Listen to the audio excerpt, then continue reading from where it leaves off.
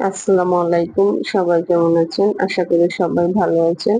আজকে আমি মসুরের ডাল দিয়ে পুঁইশাক রান্না করব। কিভাবে সেই রেসিপিটা আমি আপনাদের সাথে শেয়ার করব।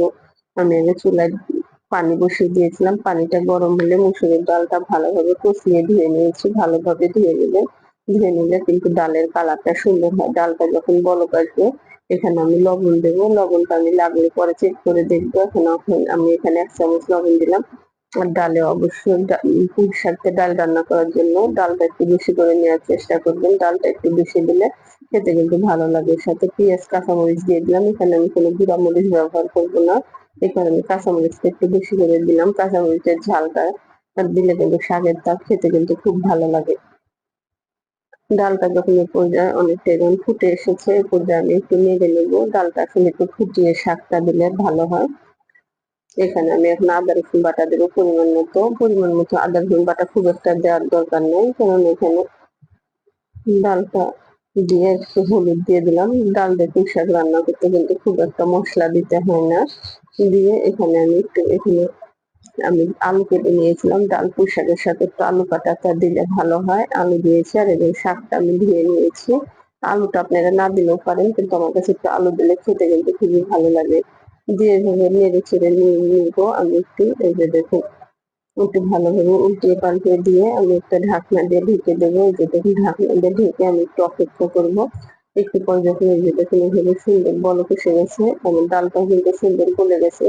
শাক আলুটাও কিন্তু অনেকটা সিদ্ধ হয়ে এসেছে। এ পর্যায়ে এখানে খুবই অল্প করে একটু পানি দেবো।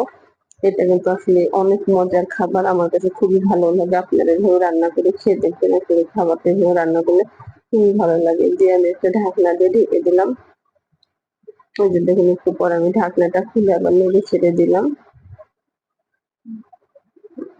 এভাবে নাড়াচাড়া দিয়ে আমি একটু অপেক্ষা করলাম। আর এই পর্যায়ে আমি লবণটা চেক করেছি। লবণটা আমার পারফেক্ট হয়েছে। আমি এখন এটা চুলা থেকে নামিয়ে নিয়েছি। এটা আমি একটু বাগার দেবো। বাগার দেওয়ার জন্য এখানে আমি আগে ২ টা শুকনো মরিচ দিয়ে দেবো। শুকনো মরিচ দিলে কিন্তু সুন্দর একটা ফ্লেভার আসে। যেমন শুকনো মরিচটা আমি আগে লাল করে নেবো। আর এদিকে পেঁয়াজ রসুন কুচি করে নিয়েছি। শুকনো মরিচটা লাল হয়ে আসলে এর মধ্যে আমি পেঁয়াজ রসুনটা দিয়ে দেবো। আর তেলটা অবশ্যই একটু বেশি করে দিয়ে দিলাম, কেননা আমি শাকে কোনো তেল দিইনি। এই কারণে দিয়ে আমি সুন্দর নাড়াচাড়া করতে করতে এটা যখন বাদামি কালার হয়ে যাবে, এই যে দেখুন এই পর্যায়ে এটা কিন্তু আমি শাকের মধ্যে ঢেলে দেবো।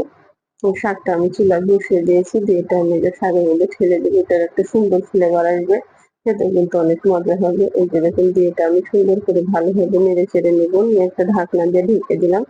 একটা বলক আসার জন্য অপেক্ষা করবো। এটা এই যে দেখুন, এটা দিয়ে ঢাকনাটা খুলে আমি এবার একটু নেড়ে চেড়ে নিলাম। এটা অবশ্যই আপনারা একবার হলেও ট্রাই করে দেখবেন। এটা আসলে এই খাবারটা যে এত মজা, আপনারা গরম ভাত বলেন, ঠান্ডা ভাত বলেন, খেতে কিন্তু খুবই ভালো লাগবে।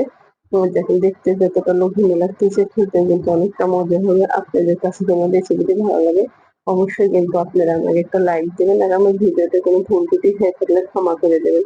এখন আমি বাটিতে বেড়ে দেখাচ্ছি এটা দেখতে কতটা লোভনীয় হয়েছে। তাহলে বুঝুন খেতে কিন্তু অনেকটা মজা হবে। আল্লাহ আল্লাহ হাফেজ।